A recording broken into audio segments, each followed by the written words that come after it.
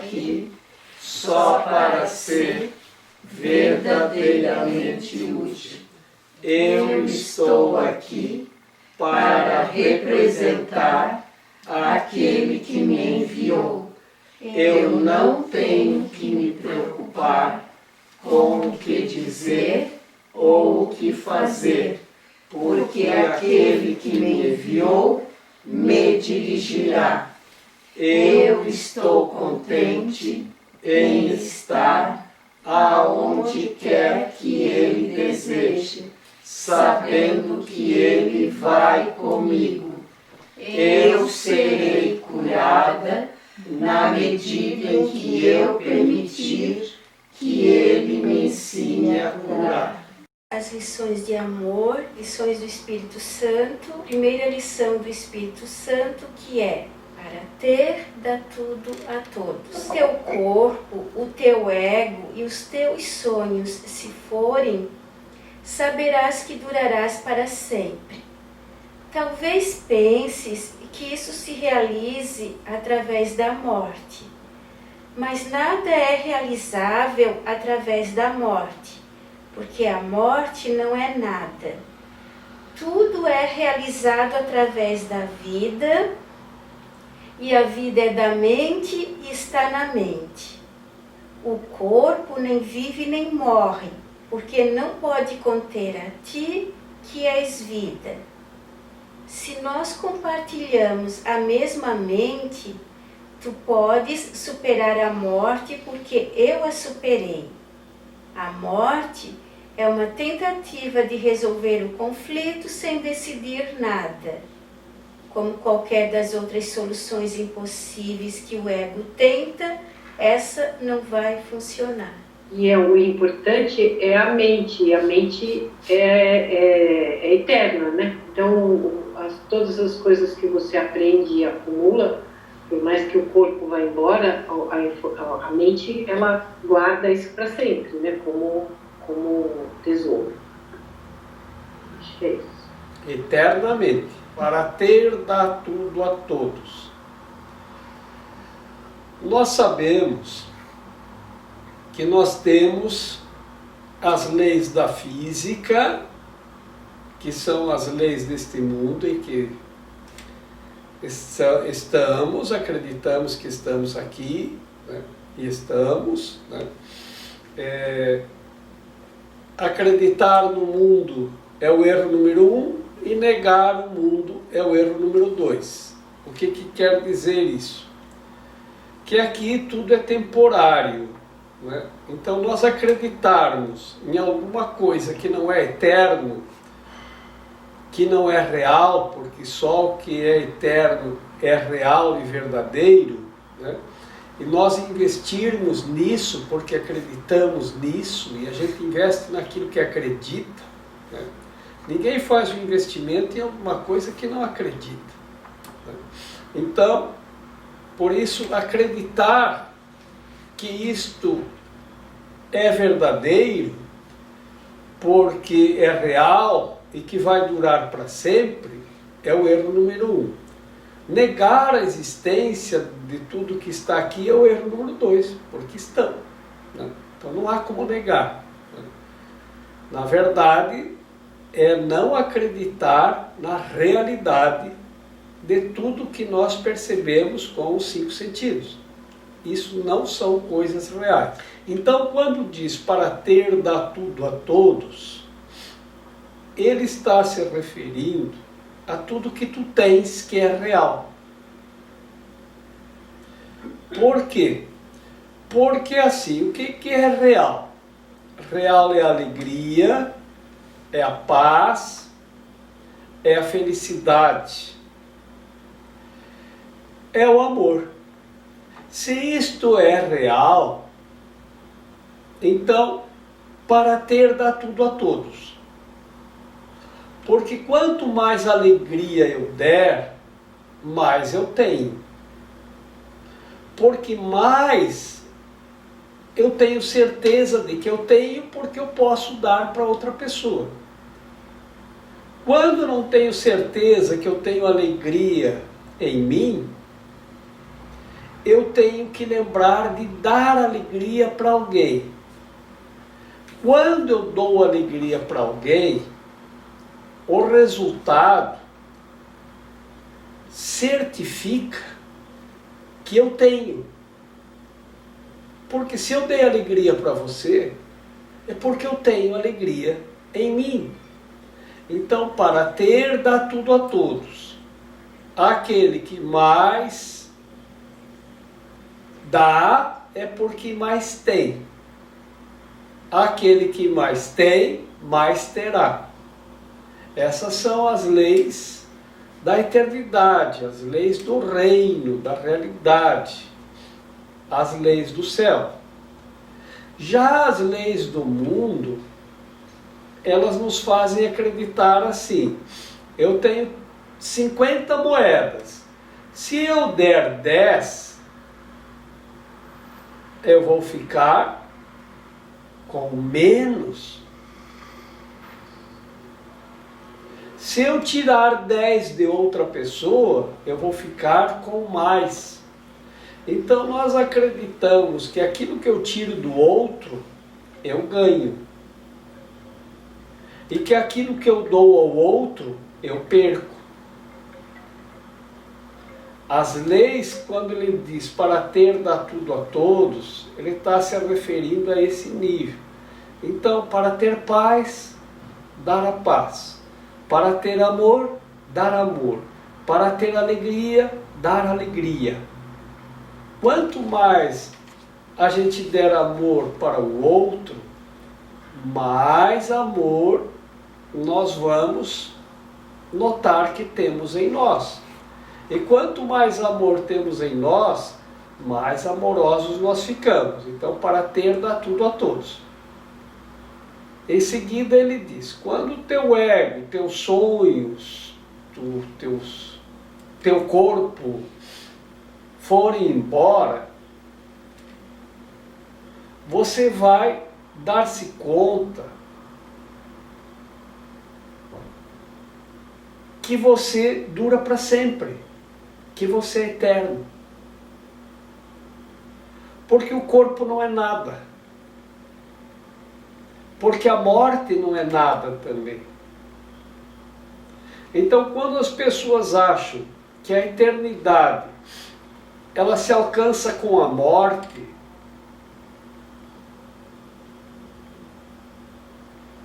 isso é um equívoco.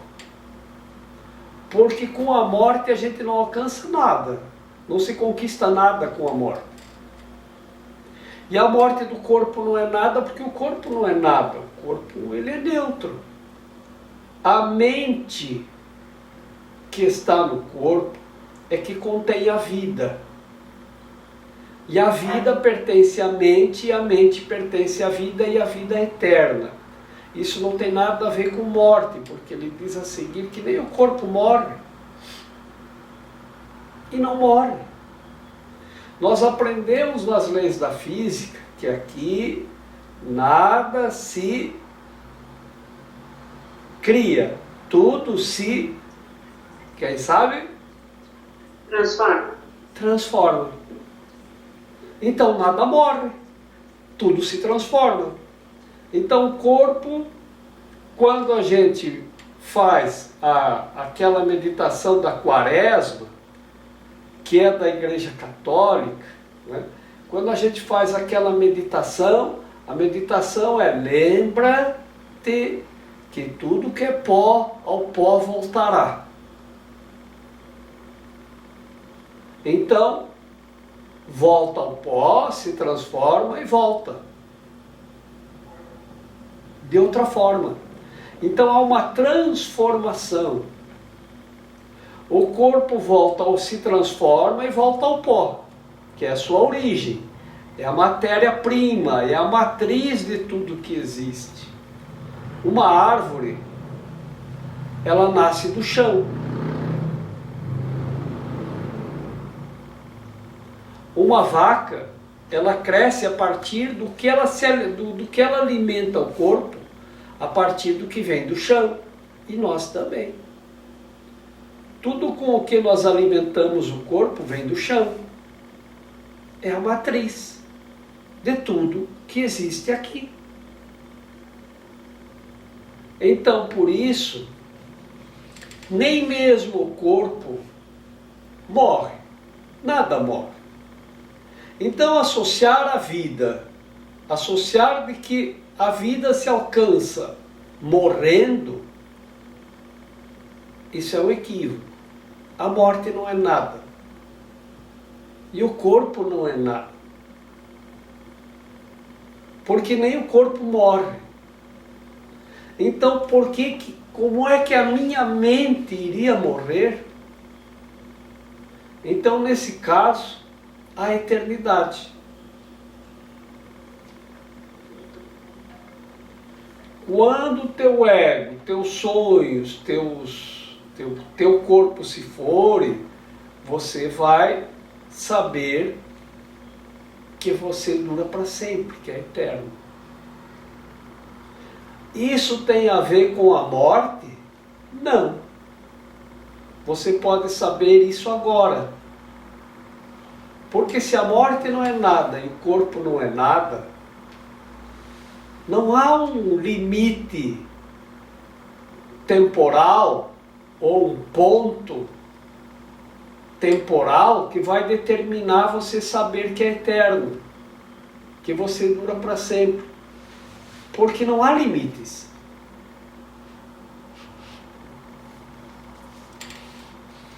Nem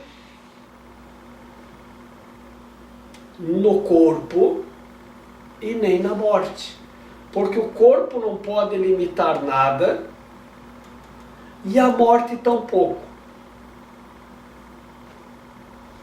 Então, a morte não é nada e o corpo não é nada. E você dura para sempre. Em última instância, você vai se dar conta disso quando o seu corpo, seu ego e seus sonhos forem embora. O corpo ir embora, isso pode ser agora. Deixe ele ir embora. Como que é deixa o corpo ir embora? Coloca ele no lugar dele. Aí você libertou-se dele agora. Sem precisar que ele volte ao pó. Se nós nos dermos conta disso, no corpo, ou com corpo, ou sem corpo, nós vamos saber que nós somos eternos, que nós duramos para sempre. Quando o teu corpo, o teu ego e os teus sonhos se forem, saberás que durarás para sempre. Então, não adianta o corpo ir. Ah, o corpo foi. Aí eu já sei que sou eterno. Se você mantém o ego e os sonhos, não. Igualmente é assim. Então, se você mantiver o teu ego e os teus sonhos, mesmo que o corpo já se foi, você ainda não sabe que é eterno.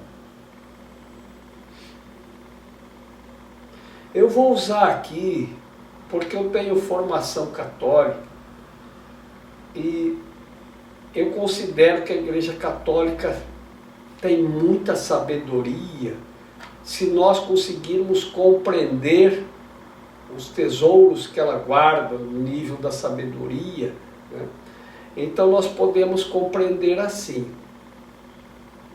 A Igreja Católica diz que nós estamos aqui na Terra e coloca dessa maneira, que é para nós entendermos, porque nós associamos as coisas com o limite da morte, né?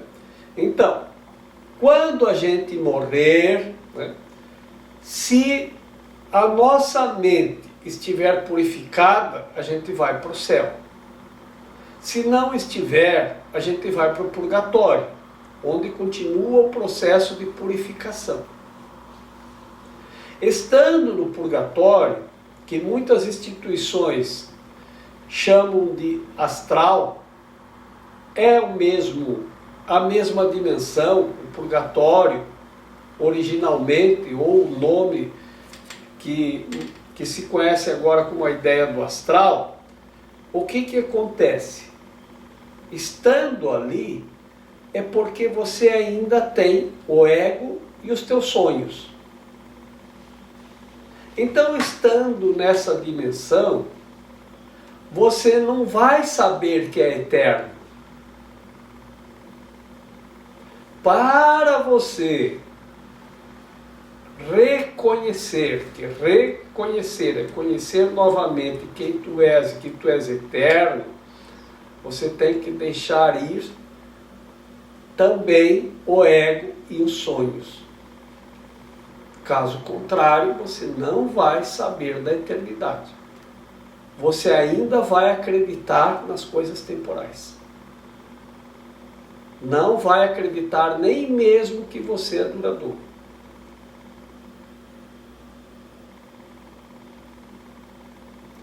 Por essa razão que eu sempre digo, para clarear a nossa mente, né?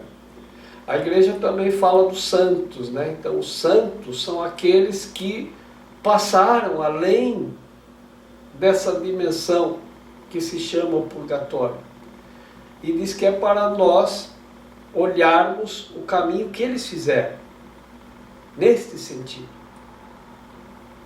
Para lembrarmos da nossa santidade e de que nós também podemos alcançar. Por quê? Porque aí nós vamos querer lembrar aquilo que nós realmente somos, a nossa santidade. E nesse nível da santidade é quem já se deu conta da eternidade. Já está nessa dimensão da eternidade. Que já abriu mão dos seus sonhos e do seu ego. E o corpo já se foi. Agora, como ele diz, se você acha que a morte vai solucionar isso, não vai não. Porque a morte não é nada. Então a mente, ela é, assim como ela é agora, ela é no depois. Nesse sentido, depois do corpo, a tua mente vai estar igual como está agora, não vai mudar nada. Nada, nada, nada. Vai ser a mesma coisa. Deixou o corpo, a tua mente está igual. Não acontece nenhuma transformação no nível da mente. Ah, agora então, saiu meu corpo, virei um santo. Não. Você continua nessa outra dimensão, a mesma situação que você está vivendo aqui. Tem aqueles que estão buscando ir além para sair dessa dimensão do ego e dos sonhos, e tem outros que não. Então eles vão continuar no mesmo ponto onde estão agora. Então isso não muda nada. Continua, Raquel. Talvez penses que isso se realize através da morte, mas nada é realizável através da morte, porque a morte não é nada. Tudo é realizado através da vida, e a vida é da mente e está na mente. O corpo nem vive nem morre, porque não pode conter a ti, que és vida. Se nós compartilhamos a mesma mente, tu podes superar a morte, porque eu a superei. A morte é uma tentativa de resolver o conflito sem decidir nada, como qualquer das outras soluções impossíveis que o ego tenta. Essa não vai funcionar. Nós temos isso no nosso sistema de crença muito associado à ideia de que depois da morte, então, para onde você vai quando morrer? Ah, quando morrer eu quero ir para o céu. E agora não quer? Não, só quando morrer. Então, se você acha que a morte vai resolver isso para ti, não vai. Não é através da morte que se resolve, é através da vida.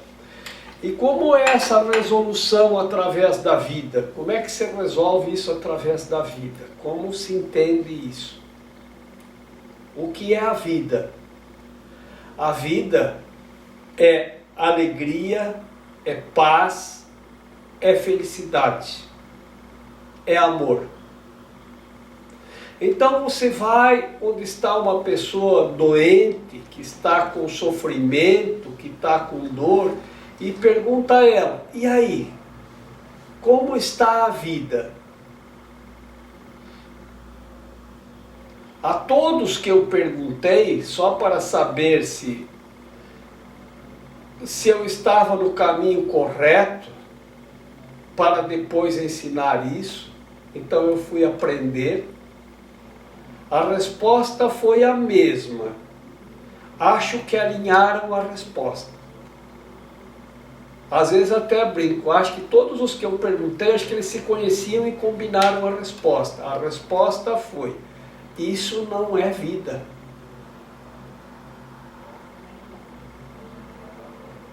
E não é. Sofrimento não é vida.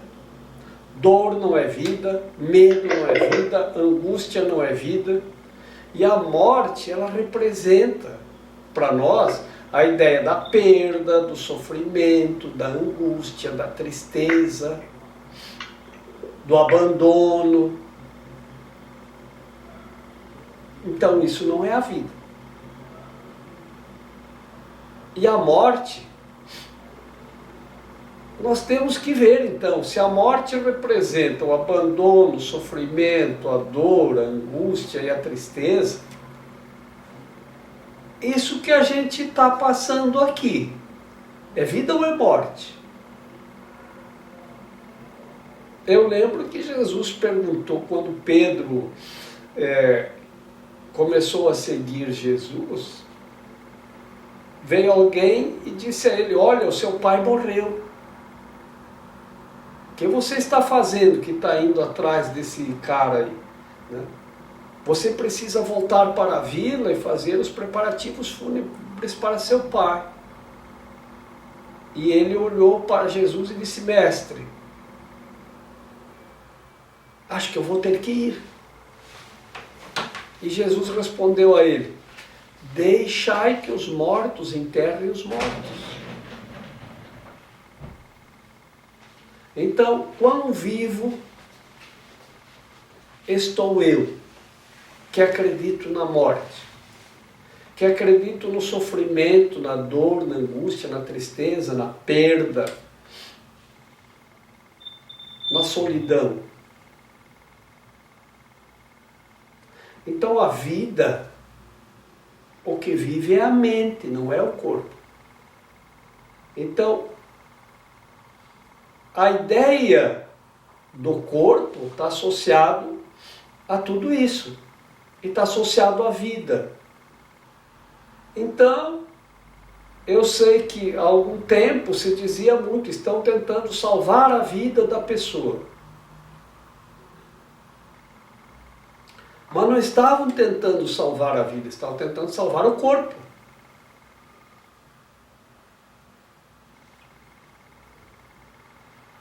Porque era o corpo que estava em perigo e não a vida. A vida nunca esteve em perigo, porque se ela é eterna, que perigo pode ter? E o que o corpo significa? Se ele é do pó, e ao pó voltará. Então, nem mesmo o corpo se perde, então nada se perde, tudo se transforma. Nada se perde, tudo se transforma. Não há como se perder um grão de pó. Nada se perde ou se desfaz. Tudo passa por um processo contínuo de transformação. segundo as leis da física. Mas o reino não. O reino não se transforma. Porque ele é real. Ele é verdadeiro. Ele é eterno e ele é para sempre. E você é real. Mas você vai... Agora eu estou dizendo isso a vocês. Agora nós estamos ouvindo isso porque estamos lendo ali no livro. Mas saber verdadeiramente isso não é aqui. Aqui nós estamos sabendo que isto é assim de ouvir dizer. Mas saber como é isto, saber-se eterno, é quando você deixar ir-se o corpo, o ego e os sonhos. E o que são os sonhos? É tudo com o que sonhamos aqui ainda. Porque aqui tudo é feito de sonhos. Tudo que tem aqui é feito do mesmo material de que são feitos os sonhos. Quando estamos sonhando, aquilo parece tão real. E quando acordamos, sonhei com não sei o que, assim, assim, assim.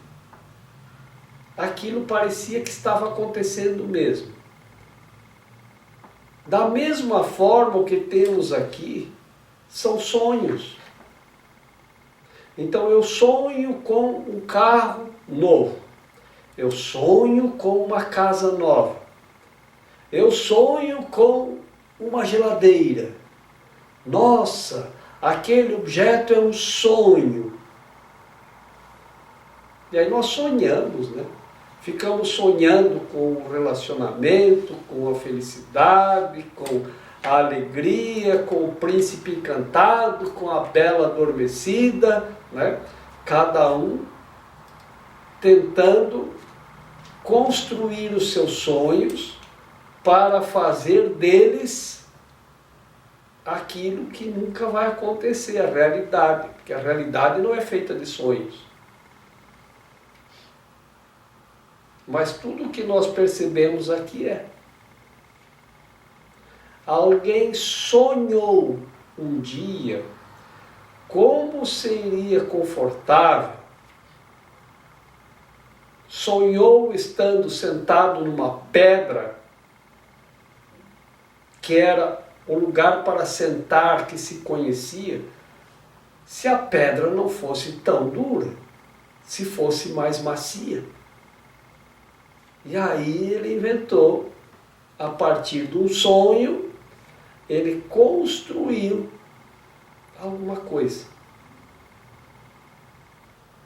Tudo que nós percebemos aqui, alguém sonhou e transformou o seu sonho em materialidade. Materializou o sonho. Realizar o sonho, isso é impossível. Então, na verdade, o que a gente faz? Materializa os sonhos. O que é materializar?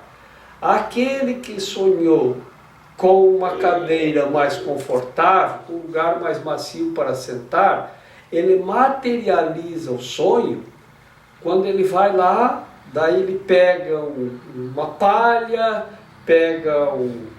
vê como o algodão que cai do algodoeiro é macio, aí ele junta um monte daquele algodão, ele tece uma fronha, põe os algodõezinhos todos dentro, os flocos de algodão, e senta em cima e diz, isso é muito macio. Ele descobriu a almofada, o travesseiro.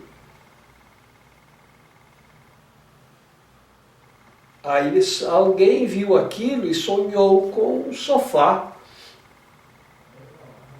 com uma cadeira melhor. Alguém viu o pássaro voar e sonhou em voar.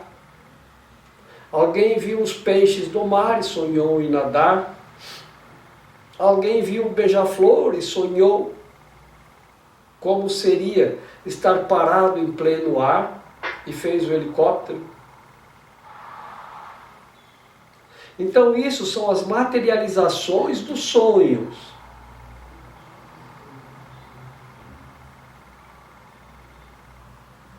Mas sonhos não se realizam. São materializados.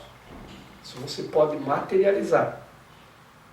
Mas tornar real não, porque real é só o que é eterno, o que é duradouro, o que é para sempre. E você é.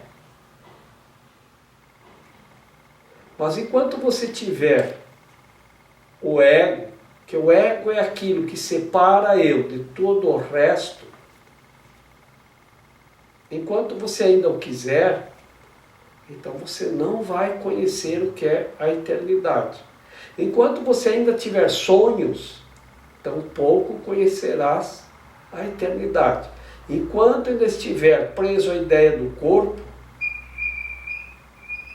que o corpo é verdadeiro, então também não vais conseguir. Por isso ele diz, quando o seu corpo se for, o seu ego, os seus sonhos, saberás que você dura para sempre. Mas não pode associar isso com a morte, porque a morte não resolve nada.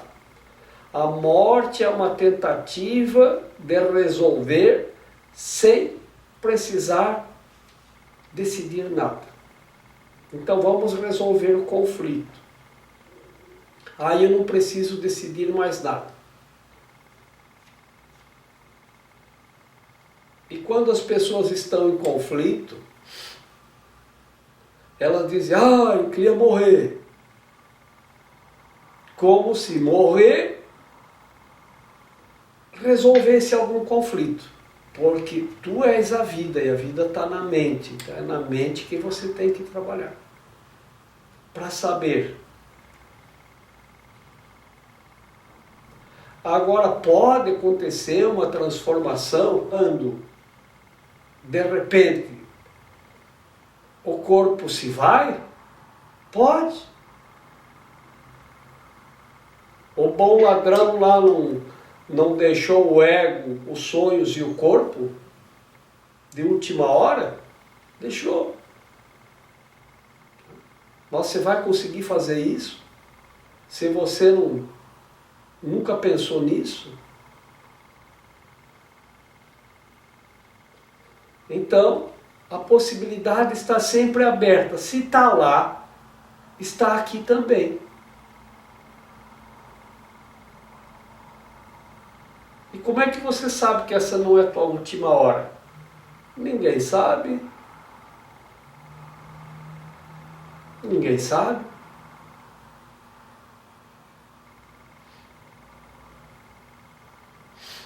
Eu ia dizer, pode cair um avião na sua cabeça, mas agora está mais improvável. Os aviões estão mais parados. Então esse risco está menor, né? Mas pode acontecer qualquer coisa, a qualquer momento. Então, se nós temos esse aprendizado, nós vamos saber o que fazer. Mas é bom treinarmos agora. Por isso que lá no começo do livro diz, esse curso, é um curso de treinamento. Treinamento é treinar a mente. E aí nós vamos alcançar. Tem que treinar. Tudo exige treinar a mente. Tudo. Qualquer coisa que você vai fazer exige treinar a mente. Esse é o aprendizado. Então vamos treinar a mente para podermos decidir que abrimos mão dos sonhos, do ego e até mesmo do corpo.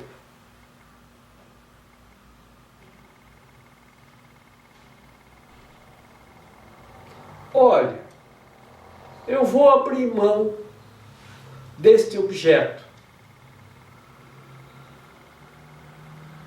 Quando eu digo eu vou abrir mão desse objeto, eu não preciso jogá-lo fora ou destruí-lo. simplesmente aquele apego que eu tinha por ele, aquela crença de que eu não podia viver sem ele, se foi. Então, se ele diz, quando o corpo se foi, é a mesma coisa.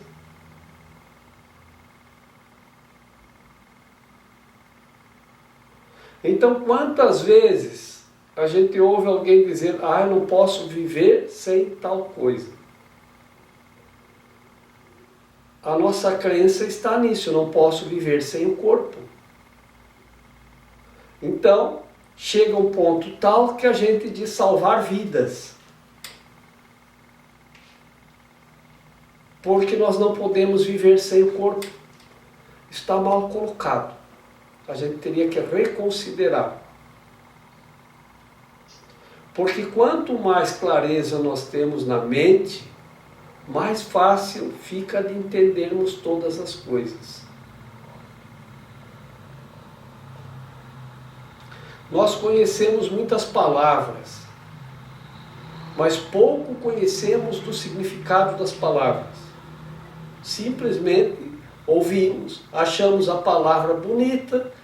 Eu me lembro que a gente lia uma palavra e disse, essa eu vou guardar para usar numa ocasião especial. E a gente lembrava da palavra e utilizava ela. Então, o significado não era interessante, mas tinha palavras que eram impactantes. Estupendo, fantástico. O que significa fantástico? O que significa a palavra estupendo? E o que significa a palavra vida?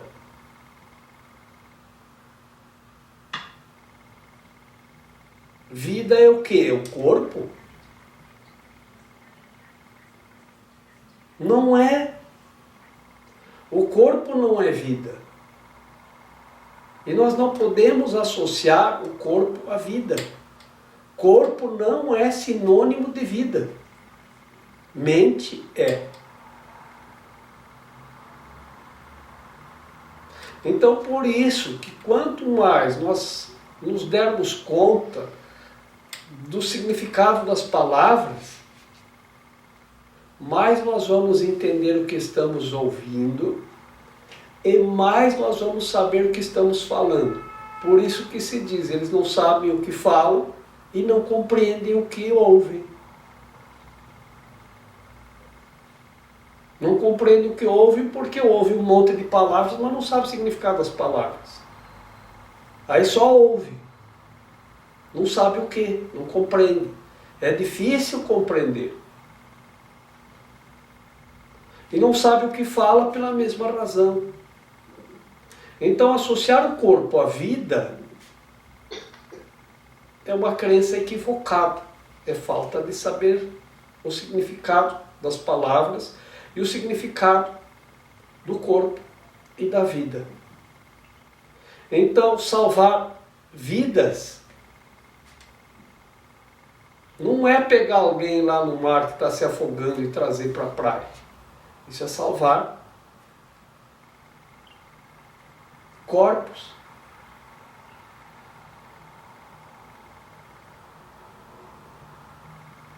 Salvamos o corpo. A vida é contigo. Então, se nós entendermos isto, você deixou o corpo ir-se. Porque você não está mais acreditando que o corpo é a vida. Então deixa o corpo ir. Deixa os sonhos irem. Deixa o ego ir. E tu saberás que é eterno. E podes estar aqui. E nem mesmo o corpo precisou se desfazer. Nada. É um aprendizado para encontrarmos o caminho para a eternidade. Onde tudo é eterno, onde tudo é para sempre. e onde você é tudo e o todo. Mesmo sabendo que o corpo é pó e ao pó voltará, por que é tão, vou dizer difícil, mas não é bem essa palavra, a cerimônia de passamento dos familiares, das pessoas que a gente gosta? É assim, porque a gente acredita na morte e não na vida. E eu tinha essa crença, né? Aí eu tinha uma amiga que era indiana, e ela morava aqui, em Florianópolis. E aí um dia ela veio me visitar e disse, estou indo para Londres, acho que vou ficar um mês lá. Eu disse, ah, vai passear? E ela disse, não, estou indo para uma festa. Uma festa em Londres, que maravilha. Nós vamos para a festa porque minha avó morreu e nós vamos reunir a família para fazer uma festa. Nossa, aquilo me pareceu muito estranho, né? O quê? Vocês lá na Índia fazem uma festa? Ela disse, sim, a gente reúne a família e faz uma festa. Eu achei aquilo muito estranho, eu não disse nada, mas eu pensei assim, a avó devia ter muito dinheiro, vamos fazer uma festa para comemorar a herança. Aí, quando eu estive na Índia, eu vi os crematórios a partir do rio Ganges, que a gente faz a gente anda de barquinho no rio Ganges, vê as cerimônias que tem as margens do Ganges, de dentro do rio, olhando para as margens, né? De manhã tem o nascer do sol, à noite tem as cerimônias. Eu olhei aquilo do rio para os crematórios, e era à noite, e tinha todas aquelas piras queimando os corpos, aquelas fogueiras, porque eles queimam com lenha, então fica aquele fogaréu, né? E aquilo me chamou muito a atenção. Eu disse, eu quero ir lá. Mas o guia que estava conosco disse, só pode ver daqui. Eu disse, não, mas eu quero ir lá. Não, tu só pode ver do rio, ir lá não é permitido, porque lá é um lugar santo, um lugar sagrado. Ele disse, mas eu quero ir por terra. E aí ele disse que não dava, que não dava, que não dava. Aí eu disse, me leva até o lugar mais próximo onde a gente pode chegar. E aí, depois de algumas considerações, ele disse, tá bem, então passo no hotel amanhã cedo para te pegar para levar lá. Tá. Então nós combinamos de ir ver o sol nascer no Ganges, que a gente também faz isso num barquinho, e depois nós íamos caminhando por terra até o crematório. E lá, no ponto mais próximo onde nos era permitido chegar, vendo os corpos queimarem nas piras, né, para voltarem ao pó, ficamos Raquel e eu observando, e tinha outras pessoas que estavam conosco, mas eles não quiseram chegar perto, eles ficaram assim, acharam muito estranho, que não, nós vamos ficar aqui, até lá nós não vamos. Eu disse, não, eu vou até o lugar mais próximo. E no momento, estávamos então Raquel, o guia e eu, ali bem perto do crematório, e a Raquel disse, preciso ir no banheiro. Aí o guia saiu para levar a Raquel no banheiro e eu fiquei ali. E aí, então, o Pandit, que é o sacerdote lá do crematório, ele se aproximou e veio falar comigo. Ele perguntou, quem é você? O que você está fazendo aqui? E aí eu conversei com ele, dizendo que meu nome era Jorge, eu era do Brasil, e que eu não queria causar nenhuma perturbação, mas eu queria muito estar ali. E que eu pedi ao guia que nos levasse até ali. Mas foi por minha insistência, porque o guia tinha me dito que não era permitido. Então que ele, se eu tivesse causando alguma perturbação, que eu perdoasse até. Se ele quisesse, eu me retiraria. Aí ele disse, porque eu estava ali observando, né? E então ele perguntou se eu queria ir lá dentro, onde os corpos estavam nas piras. E aí eu disse, olha, eu sei que não é permitido. E outra vez eu não quero causar nenhuma, né? Nada, não quero causar nenhum conflito, não estou aqui para isso. Né? Aí ele disse, mas você quer? Eu disse, querer, eu quero. Ele disse, quer vir agora? Aí eu disse, não, eu estou com minha esposa, a Raquel, né? E ela foi no banheiro, eu estou esperando ela. Ah, tá. E aí ele se retirou. Quando a Raquel voltou, o Pandit voltou e perguntou de novo, você quer? E aí eu apontei para Raquel e disse, eu sei que mulheres não são permitidas nos crematórios. E ele disse, mas você quer? Eu digo, eu quero.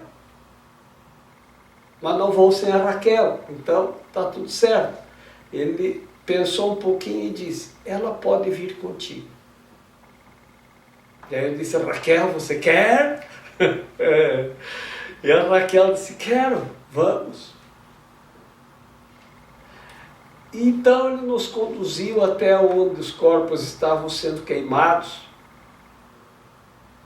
E ficamos ali, do lado das piras, os corpos queimando, e nós ali, a um palmo das piras, do fogo, onde os corpos estavam sendo queimados. Eram muitas piras queimando ao mesmo tempo.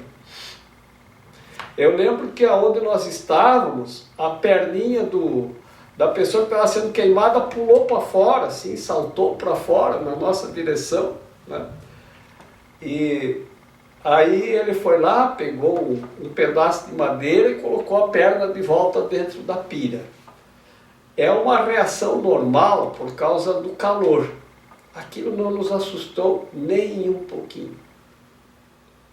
E aquele lugar era tão santo, tão sagrado. Realmente um campo santo. E aí o Pandit disse, eles cumpriram o karma, eles vão para o Nirvana. E eu acreditei nisso. E eu já tinha ouvido dizer que a vaca era sagrada na Índia. E lá no crematório tinha uma vaca. Lá tem vacas por tudo, né? Mas tinha uma no crematório. E aí ele diz que sempre tem uma vaca no crematório. Uma ou mais de uma. E eu tinha ouvido dizer também que eles dizem lá que a mãe vaca vai te ajudar a atravessar o rio para ir para o Nirvana. Bom, estávamos nós, os corpos queimando nas piras, com fogo de lenha, e a vaca deitada ali perto. E num momento a vaca mugiu. Ela fez mu. No som daquele mugido, eu percebi. A palavra não é perceber, né? Porque perceber é com 5 sentidos. De alguma forma eu vi, eu tive então uma visão extrasensorial, como se diz, né? As almas daqueles corpos é como se elas tivessem alguma forma, alguma densidade visível. Elas se desprenderam e foram atravessando o rio Ganges e subindo em direção ao céu. Essa foi a minha visão. E era uma visão de muito amor, de muita sanidade, de muita paz, de muita alegria. Eu senti muito amor, muita alegria por estar ali. Então, realmente, é uma compreensão de que nada morre.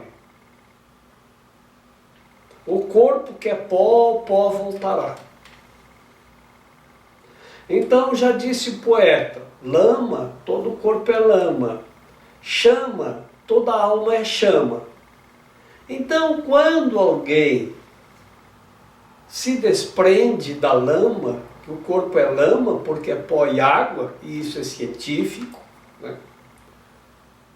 Então, quando na Bíblia diz que o corpo de Adão foi feito de pó e água, está certo. É inegável que está certo. A ciência diz, o corpo é pó e água. Leva o corpo para o crematório e vê quanto que volta de pó. O resto evapora na cremação. E o que eles fazem com as cinzas que ficaram na pira, resultante de queimar os corpos até todos os ossos, até tudo virar cinza? Juntam e jogam no rio Ganges, para que até as partículas de cinzas, de pó, se dispersem, para que não sobre nada. O corpo realmente agora se foi. E se ele cumpriu o karma, é motivo de alegria, é motivo de festa. Ele foi para o céu. Então não é motivo de festa quando alguém vai para o céu.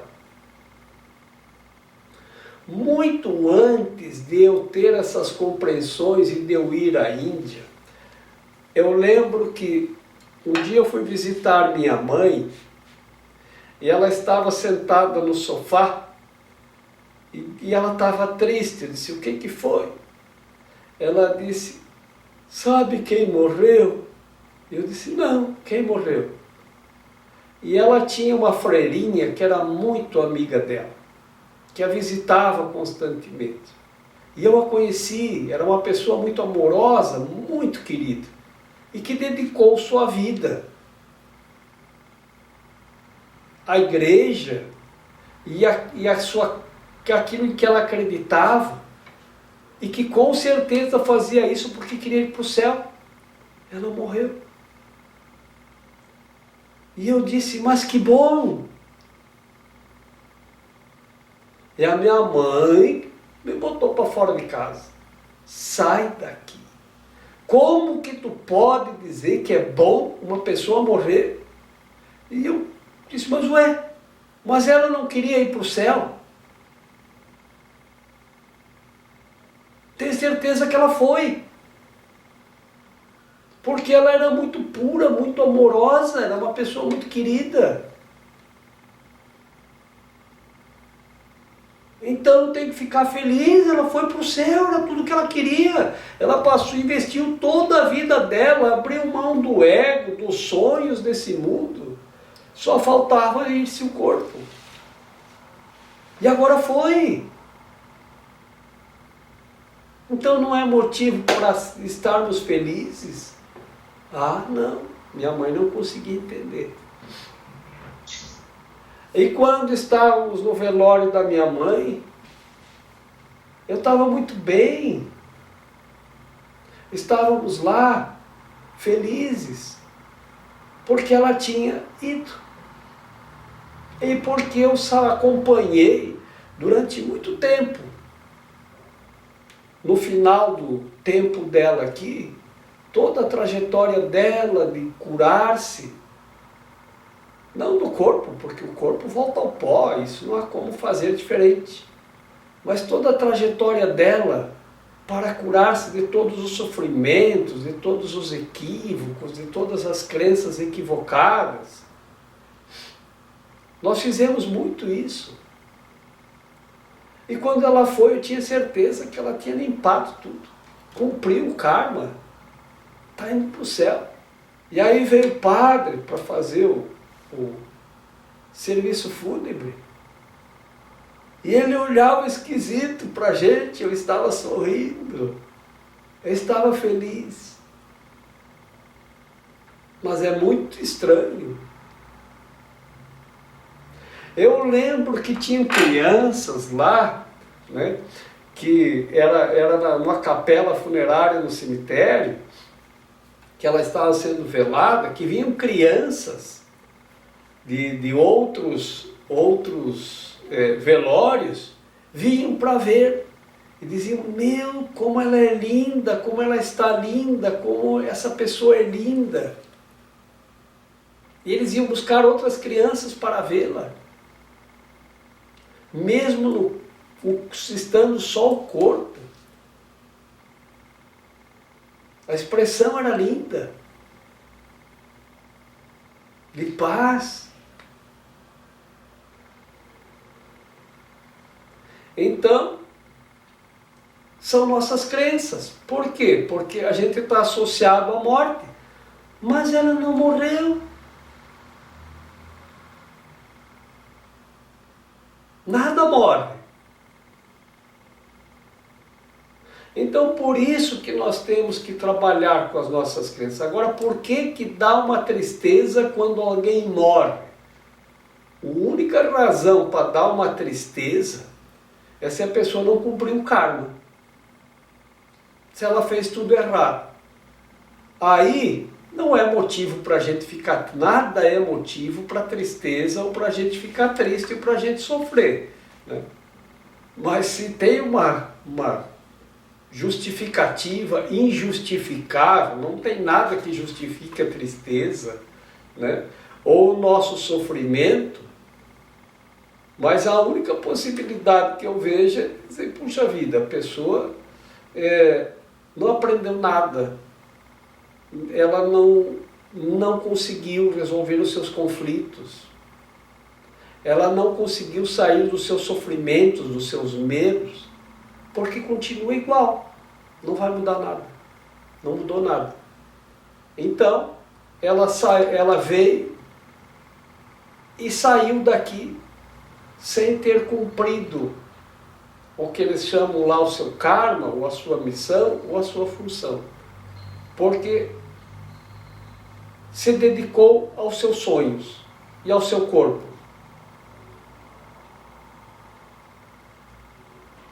Então, se nós mudarmos essa crença de acreditarmos na vida, não tem sofrimento na morte. Nós é que temos essa crença de que a morte está associada ao sofrimento e angústia. Olha, isso é o que está essa nossa existência. Se vocês olharem para os lados, só tem sofrimento, angústia, tristeza, dor, medo. As pessoas estão com medo, estão angustiadas, estão sofrendo, estão com dor, estão doentes, insanas, porque a saúde é símbolo de sanidade. E a insanidade é sinônimo de doença. Por isto, é só olhar na rua. Eu às vezes paro ali e fico observando o que as pessoas falam quando passam umas com as outras e o que elas estão falando no celular quando passam sozinhas. E é tudo conflito. Muito raramente se vê uma pessoa estendendo por alegria, paz, felicidade para outra. É só conflito, é sofrimento. As pessoas ela vai ver só porque ele fez isso, porque aquilo, porque agora isso, porque eu estou sofrendo, porque tem essa confusão, porque eu não sei como é que eu vou resolver essa coisa. Porque... Parece que o mundo é só isso, só conflito, confusão e sofrimento. E nós associamos isso com a morte. Então, como é que nós podemos associar a morte com vida? Da mesma forma que nós acreditamos que a vida é isso que estamos vivendo no corpo. E por isso acreditamos que o corpo é a vida. É por isso que dizemos, o importante é salvar a vida. A vida já está salva. Temos que salvar-nos dos sonhos, do ego e da crença equivocada de que a vida está associada à morte e que a morte muda alguma coisa, ou significa alguma coisa, ou é alguma coisa. A morte não é nada. Se nós entendermos esse parágrafo, a gente não sofre mais. E mais, lá na Índia, eles não deixam as mulheres entrarem no crematório, porque eles dizem que as mulheres, elas são muito sensíveis. E elas choram, são emotivas. E isso atrapalha o defunto para ir para o Nirvana. Porque a mente fica presa, tentando consolar, um chorando e outro tentando consolar. O que está aqui chorando a perda e o outro tentando dizer que não morreu. Mas eu não morri. Eu estou vivo. Isso é uma sensação muito estranha a princípio. O corpo está morto, mas eu não morri. A ideia é essa. O corpo aparentemente morreu, está ali. Mas eu não. Só que nós não ouvimos. Porque nós não acreditamos nisto. Nós acreditamos na morte. E que a morte separa, que a morte é um bloqueio. E quem morreu se foi. E quem ficou, ficou. Essa nossa crença nos impede de acreditarmos na vida, porque nós acreditamos na morte. Então, por isso o sofrimento quando se perde alguém. E isso aqui é muito forte, é uma coisa coletiva. É uma coisa coletiva. Isto não é a ideia do sentimento de indiferença. Indiferença é uma coisa. E conhecer ou saber que a morte não separa nada, não termina nada, nem termina nem começa, porque a morte não é nada e o corpo tampouco. Então isso é uma outra compreensão. Não é um sentimento, e daí? De indiferença. Eu não tenho nada com isso. E isto é outro tipo de sentimento. Se é bom ou não, não nos cabe julgar. Só para ilustrar o que estamos falando aqui. Então não é uma indiferença. Sabe que os japoneses também têm essa visão, né? Quando uma pessoa morre, eu lembro que a família, a gente sempre fez, fazíamos orações, né? Toda a família japonesa tinha seu altarzinho em casa e fazíamos orações a cada 10 dias e no 40º dia tinha uma oração especial, 40 dias, fazia uma oração especial e recebia todos os amigos e fazia festa, porque era o dia que acreditava-se que a pessoa que morreu se libertava do mundo material e conseguia ir para o mundo espiritual e por isso fazíamos festas. Tinha até lembrancinha, Jorge. É mesmo? Era interessante, era muito tradicional isso na família japonesa, né? Ainda se faz, entendeu?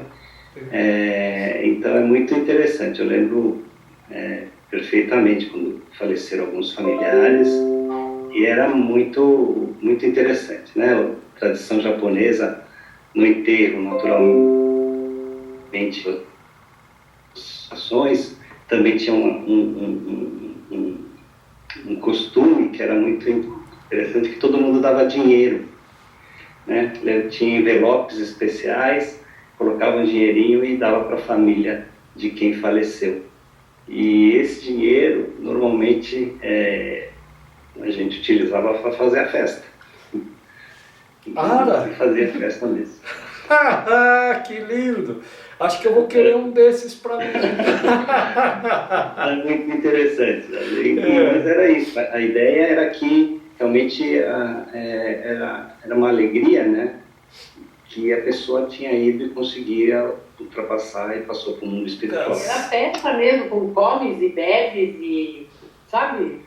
Não era nada de E não era, chorando. E já não era para chorar, porque realmente, como você falou, acreditava-se, né? Acredito também, que a pessoa está indo, né? E não quer ver ninguém triste por ele, né? Não quer que todo mundo esteja feliz. E que não atrapalhe a passagem dele.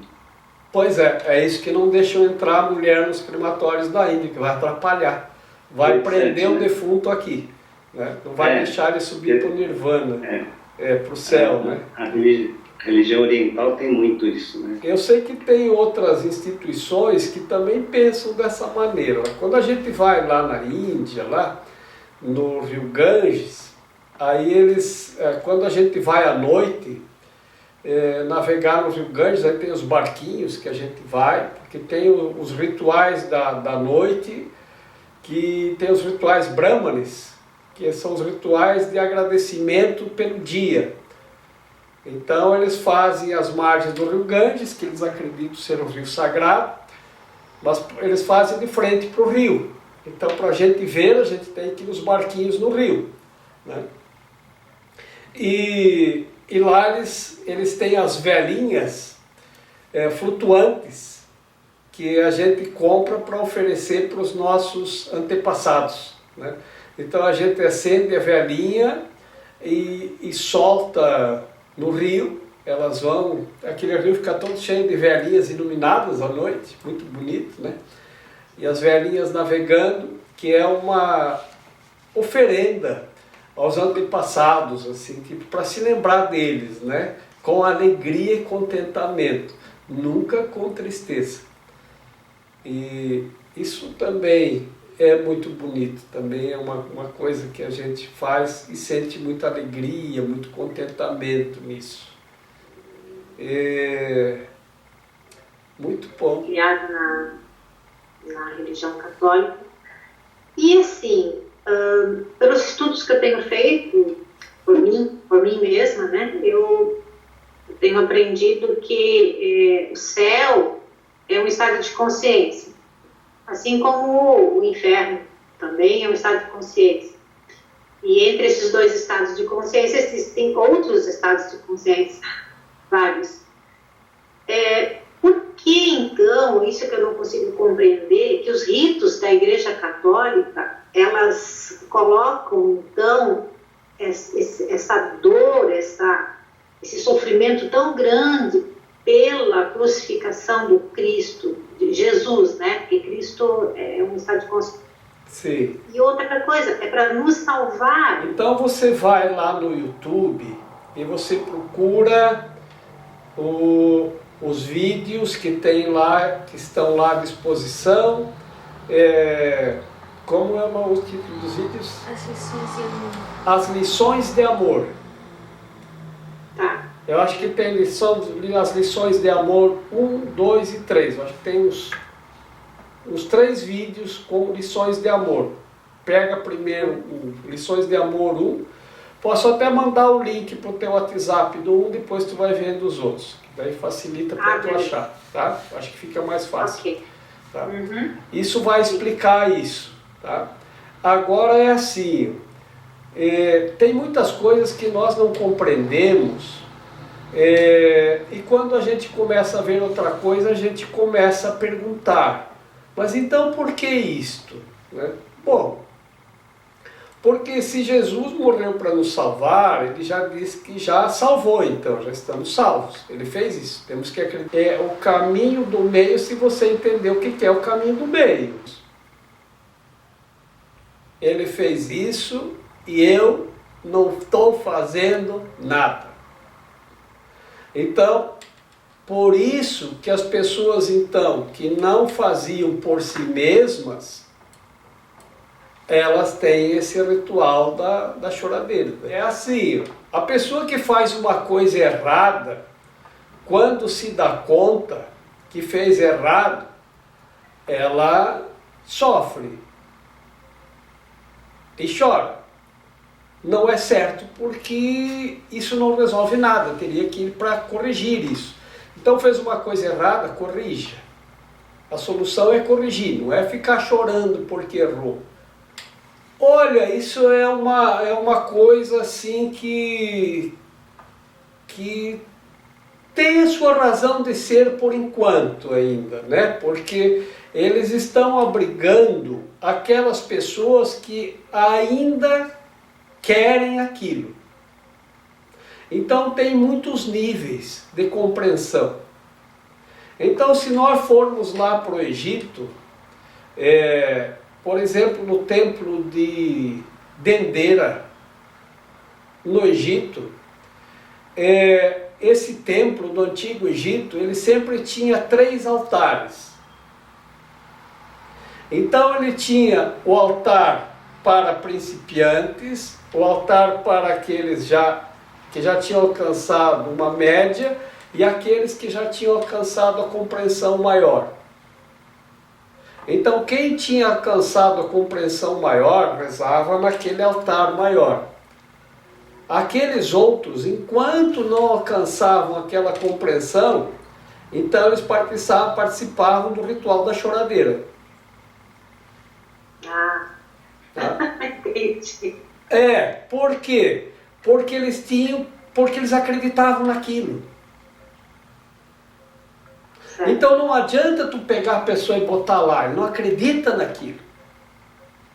Então não adianta tu mostrar o Jesus ressuscitado se a pessoa acredita no Jesus morto.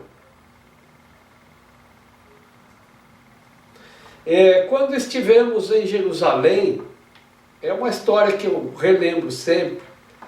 A gente foi num grupo, porque lá as visitas tinham que ser guiadas, a gente tem que ser identificado para entrar lá.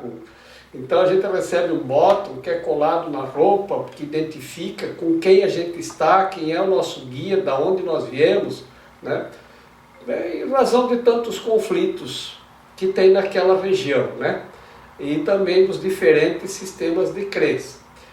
E tinha no nosso grupo 2 colombianas, eu acho que elas eram.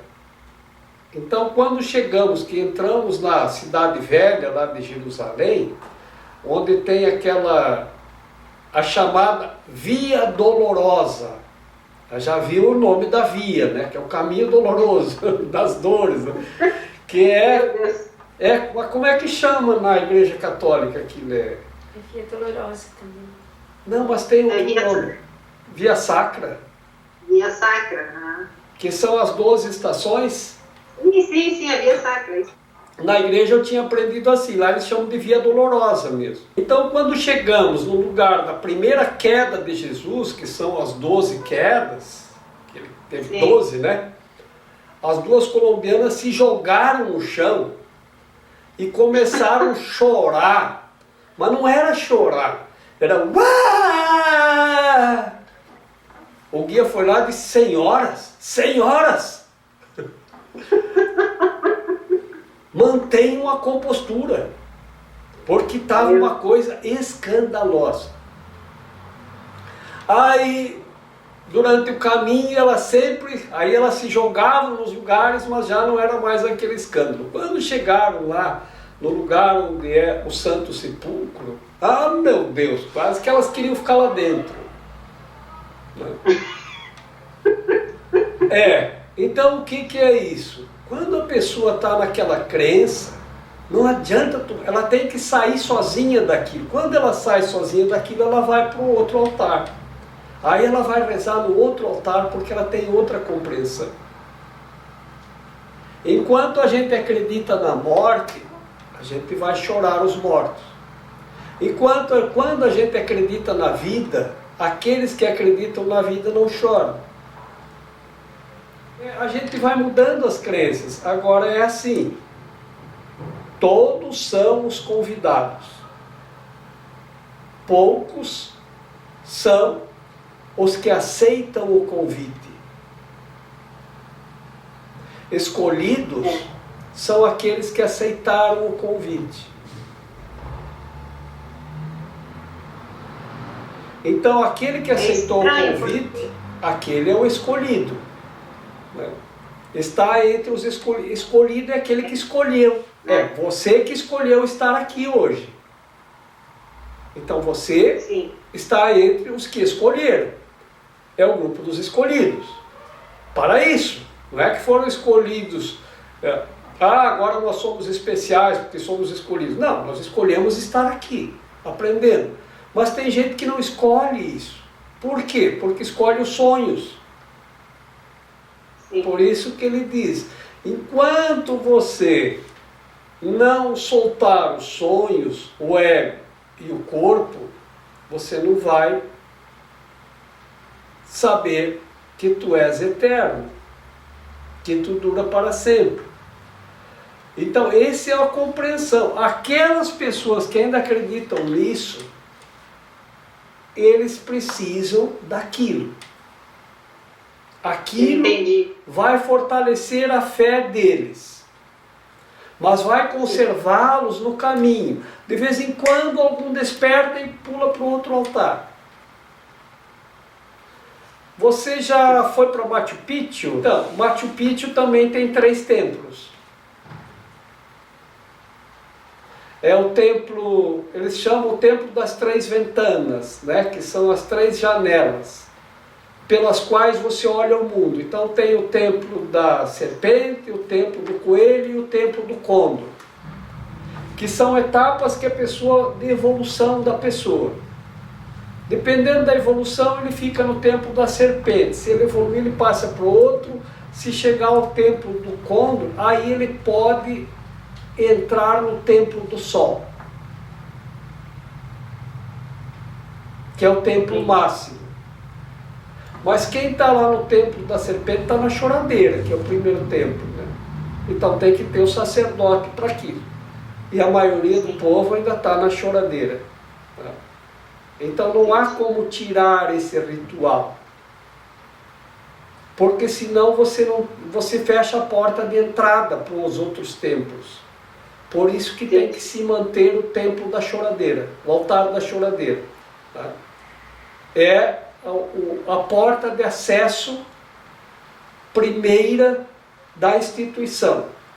E aquela pessoa que alcança uma compreensão, ela já vai para o outro e para o outro, até alcançar a santidade, que é a sanidade plena. Sanidade é o mesmo que sanar. Santidade, sanidade, cura, né?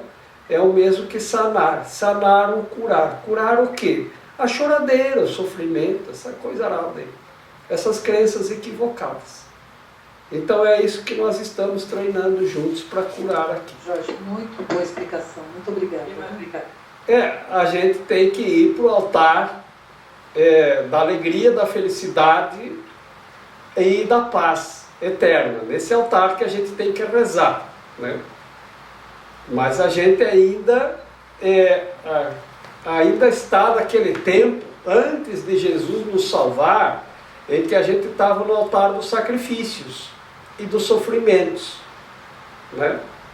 Então, tem pessoas que estão rezando nesse altar aí, do sacrifício, do sofrimento, da dificuldade, né? E o mundo é isso.